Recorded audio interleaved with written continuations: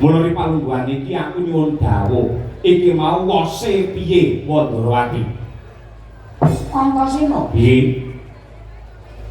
Mbok menawa palungguhan iki negara Ngamarta nembe nampa pacoban sarta pandhadharan saka Hyang Agung. Nanging kowe kudu ngerti. Carane pangeran tresnani karo titahe kuwi ora kok njur diuja apa kekarepane dikabulake, ning carane tresnani mesti akeh dianakake pendadaran lan ujian. Contoh, utusane Gusti Rasul pangeran kae klebu titah sing ditresnani karo sing gelar jagat. Ning ora gage telitinen endi utusane pangeran sing uripe mulus kepenak, ora ana racake rinongi tansah nampa pacoban. Tur pangeran kuwi nyoba karo menungsa mesti wis diukur kekuatane sing dicoba. Ora bakal pangeran ki nodi karo menungsa sak njabane kekuatane menungsa. Oh, tur yektine ning donya iki sing dicoba ki kabeh ora mung para pendhawa bae. Ning kabeh menungsa waton mapan ana ngarcapada, raga isih gandeng karo nyawa, pani utawa ora kudu nantang karo pacoban. Sing dicoba wiwit saka dhuwur tengah ngisor kabeh nampa pacoban. Sing sugih, sing miskin, sing pangkat, sing melarat, sing ganteng, sing ayu, kerdil, buwing, bisu, kabeh nampa pacoban anut karo kadiwasane dhewe-dhewe. Wong sugih kok ora pacobane dadi wong cetil, dadi wong sing ora gelem dana driyah, ora gelem dana marang padha padane titah. Kuwi cobane wong sugih dadi wong sing udin. Wong melarat kok ora coba dadi wong lecet yen perlu gampang ngapusi, yen perlu wani colong jupuk utawa dadi maling. Kuwi cobane wong melarat. Wong pangkat ora cobane wani nglingkuhke dhuwit negara. Yen ana pejabat paling gaglak bandane rakyat, cetha lamun entuke pejabat sing ora coba. Oh, ngono. Wong ganteng rupane ora kuat cobane, kegantengane kebagusane nggih monyak marang hardane gawa nafsu. Bener iki. Ayu rupane ora kuat cobane, tipis imane, elek mentale, rame 200.000, sepi yo 7.500. Ose ora kontrol jowi celbung pisane ndak enak belas. Contone ngono kuwi kaya dikake dening wong Prabu Ndrawati. Antarja bener. Pancen kaya ngono. Lah banjur gandeng cenenge. Nah. Ripalungguhan iki Ngamarta kelangan gedhen. Maknane kelangan gedhen, jimat jamus Kalimasada ilang. Ilange dicolong maling. Malinge dudu wong liya ning keluarga. Sapa? Bocah Plongkowati si Abimanyu. Abimanyune dhewe. Iya. Masa iya. Mula kang mangkono gandeng Ripalungguhan iki raman Werkudara jumangkah marang Plongkowati. Paman Warjana budal bakal nyekel marang Abimanyu. Antasena Antarja keri gawe. Ayo budal bareng karo padha. Kose. Ora perlu kesusu apa ya apa, ngobari ya tetep subuh. Budal ya budal waton genah sing dituju ki ngendi iki kok dadine piye ngono. Urung cetha anggarane pira budal ora. Nuwun sewu. Eleke Antasena nuwun sewu ya. Eleke Antasena wiwit cilik dadi wong iki ora gampang percaya. Mula aku mbiyen SD ditokke karo guruku, mergo saben-saben dikandhani karo guruku aku ora andel. Kuwi kegawa nganti dina iki. Lah, perkara Kanjeng Rama budal ning Plongkowati, Paman Arjuna budal ning Plongkowati, monggo. Ning yen Antasena beda. Pek beda ki dawuhe Pak Anundrawati, mergo saka wangsite dewa. Ose. Aku tak takon. apa wong gawe reka daya rekayasa mecah kerukunane para Pandhawa ki ora kurang akal. Nuwun sewu. Wong manca negara ki pamane bakal ngrubuhake negara Ngamarta kanthi cara peperangan. Wis ora bakal bisa menang. Mergo pancen Ngamarta wis digdaya njaba jerone wis saka akasa daratan nganti samudra kabeh wis santosa. Bisa uga carane ngrubuhke negara Ngamarta kuwi kanggo srana ya kuwi nuwun sewu lebokake obat-obatan sing wingko terus diombe karo para nom-noman nggo diombe utawa disuntikake sing gayane bakal rusak parang urat saraf yen nom-nomane padha rusak mentale negara Ngamarta mung kali ngenteni rubuhe nganggo cara ngono kuwi ya iso. Ana meneh sing ngangge cara nabrakake budaya karo agama. Kowe aja bersih desa, kowe aja rasulan, kowe aja gendoren, kowe aja ngeneki sajen. Ora dituntunke karo agama. Mongko budaya karo agama kuwi janjane mlaku bebarengan, jane niate padha supaya manungsa diparingi slamet lahir batin, keselamatan donya tekan akhir padha. Ning enek wong sing ora nonton nabrakake budaya karo agama. Men wong-wong ki ado karo budayane, yen wong ki ado karo budayane, iki kok gampang didu, gampang dibentekake, gampang digawe geger. Mula ki kenono, anggere wong sing ngerti karo budaya, mbuh ki budaya reog, mbuh ki budaya wayang, racake wong-wongan mesti do guyub rukun, dijak tarikan yo enteng ikhlas lahir batin. Mongko kuwi 2 taun pisan. Danyange iki nek kandhane aku bar itu bocoran. Senengane siji wayang, loro riyok. Tur yen dalang-dalange aja nganti mungkurake danyang. Iki loro, telu nuwun sewu. Iki mau nembe wae aku antuk wangsit saka para-para. Nuwun sewu lamun kok apike le wayangan aja 2 taun pisan iki 2 sasi pisan. Dadi sampinge Pak Lurah bendang entek ngono wae. Ning nganti 2 sasi pisan iki ngarepe Pak Lurah ngono tulisane ora kok Lurah Kemiri, ning tulisane Lurah Sidodes. Hubungane Abimanyu karo Lurah iki apa? Sing iki balen nang itu kabare. Lah ana uga sing nganggo cara nuwun sewu pecah kerukunane para Pandhawa anak-anake reka-reka rewa-rewa dandan macak Ratu Ndorowati. Mergo Agustusan kali akeh wong macak wayang wong akeh. Dandan Ratu Ndorowati mitnah karo Abimanyu sing nolong Kalimasada satemah para Pandhawa bakal mateni marang si Abimanyu antarane Pandhawa karo anak-anake keluargane ora rukun ngangge cara ngono kuwi ya bisa dirubuhe negara Ngamarta. Yen ngono kowe ndak kok Kresna ki ratu palsu. Yen ki Ratu Ndorowati tenan kudune rangsu ngono piyayine sabar. Aku ora nesu kok berbukan mercon aku iki. Wis nyatane meriah kaya mengkono. Yen pancen Ndorowati paring dawuh lamun to sing nyidra Kalimasada ki Abimanyu, dasare Ndorowati apa? Lho, cetha lamun to wangsite dewa. Dewa ngendi? Dewa kayangan. Kabeh dewa ning kayangan rene dewa ning komplek. Ya kan wis ora tak kono omong aja omong to. Anggere ngomong elek ngono.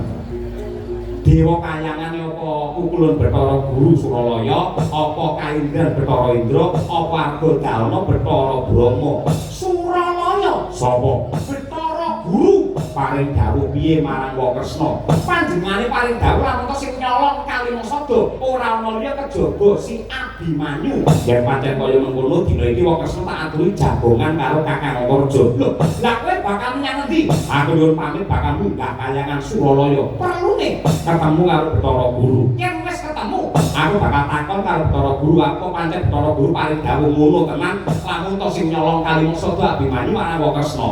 Yen pancen bener ngono tenan, rasa wong liya aku sing sago ngajar karo Abimanyu. Ning kosok barine, yen aku takon karo Bathara Guru mongko Bathara Guru ora paring dawuh apa-apa, apa kira-kira Wa Kresna wani nampani kanesane Karang Taruna Kemiri iki.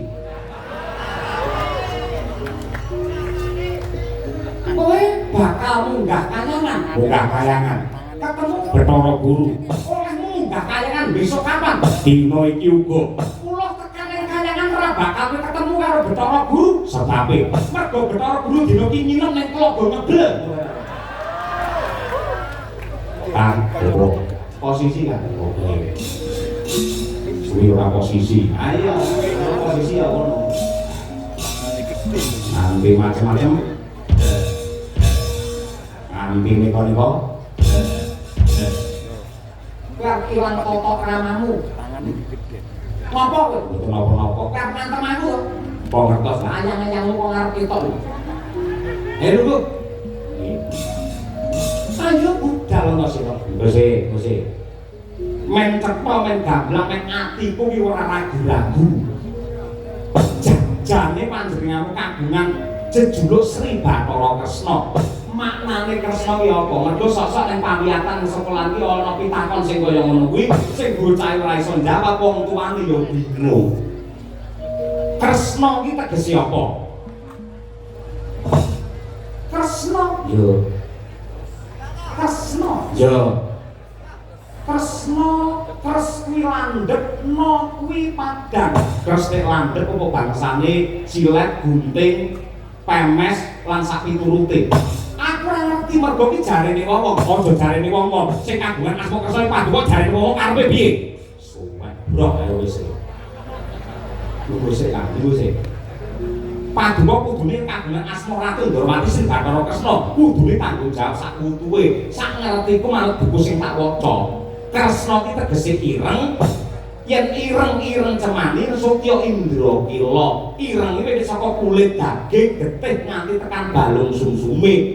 Mongko dadi srana kajayane para Pandhawa. Ora sak kok kandhane aku wis ngerti. Kowe tegese ngayomi karo para Pandhawa. Mesti bae ngayomi para Pandhawa. Sing kok ngayomi Pandhawa tok apa klebu tedak turune? Klebu tedak turune. Abimanyu tedak turun Pandhawa apa dudu? Anak Janaka cetra untuk tedak turun Pandhawa. Yen kowe mitnah karo Abimanyu nyolong Kalimasa kuwi ngayomi apa mateni?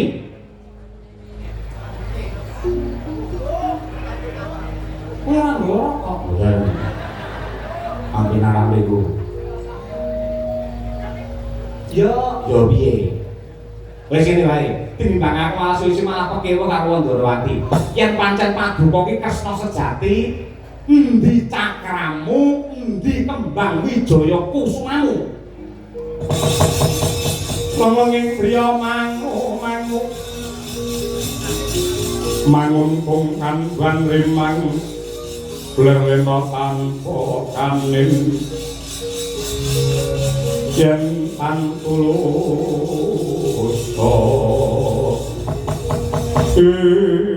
Antasena kalawan Antarjuna biyen pun Ndrawati nate paring dawuh marang ramamu Werkudara Jodipati. Menungsa kuwi ora sampurna merga kadunungan lali dosa kelawan ina. Lali dosa kelawan ina. Saka sumengkanipun Ndrawati praktana negara Ngamarta, lah kok dadi gaman loro ku mau keri ana kraton Ndrawati. Ha Antarja menenge iki, cekel iki kan.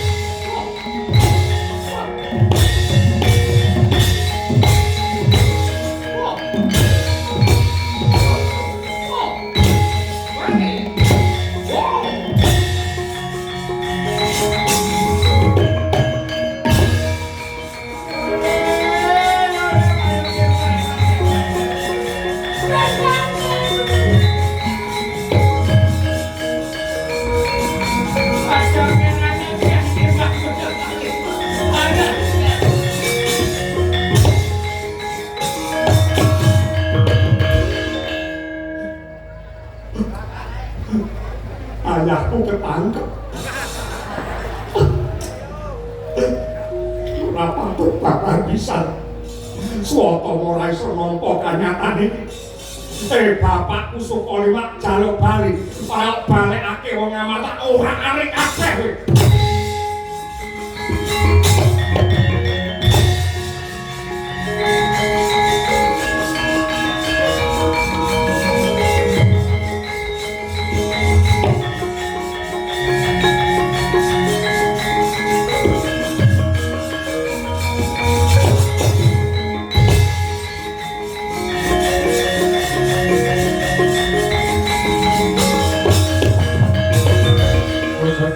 Jroning dewa mandika dontlang pedhangipun kang ketaman Braja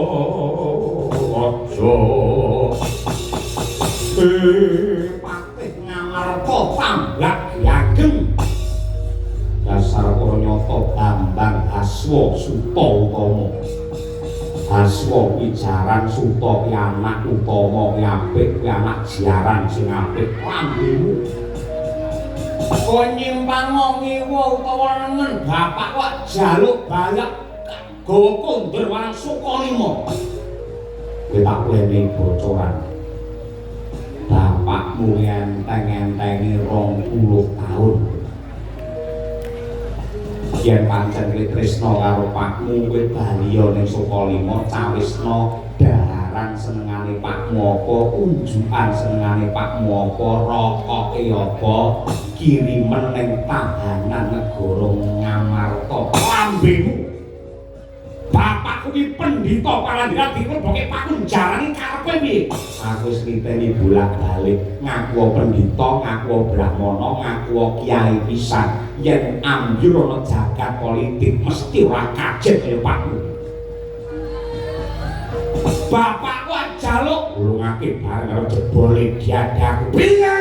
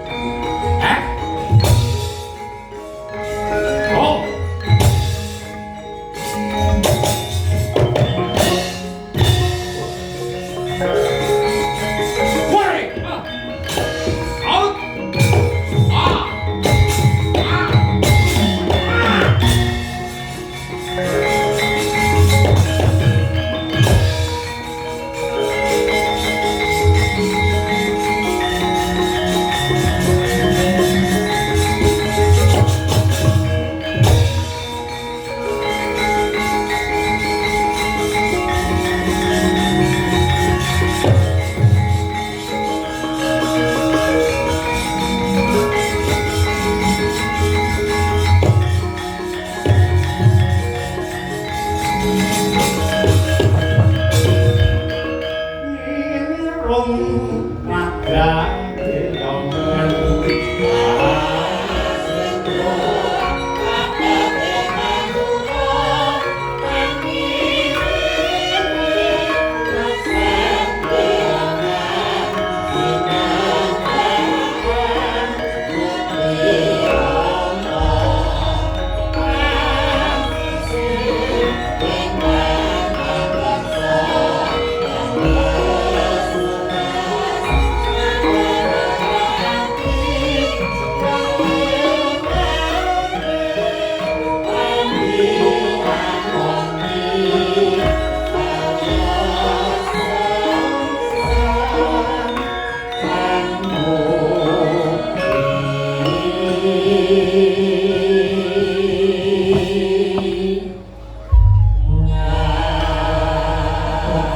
bener pangandikane para pinter kahanan iki lamun ta saya peteng lan dedet